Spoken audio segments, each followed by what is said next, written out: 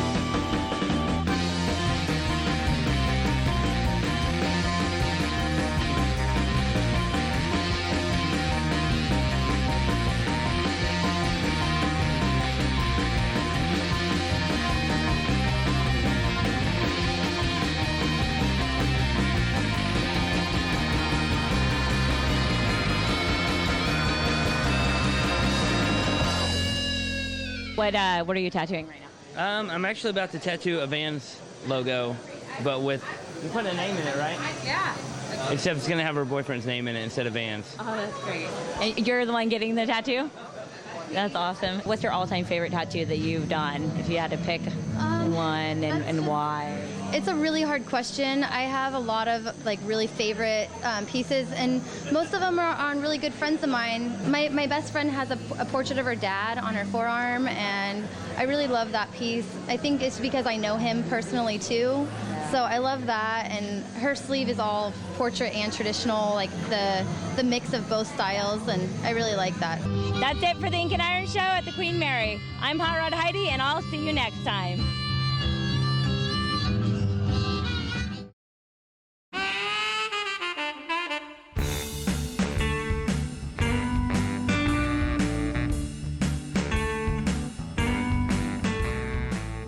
Hi! Oh my God, you guys are Pin Up Angels! Hi! Oh my God, I'm so excited! Hi, Hot Rod Heidi. How are you? What is your name? I'm Marla Maraschino, and I'm from Southern California, Pinup Angels. And I'm Mighty Mo from Seattle. actually, I know these girls are not. No, I'm just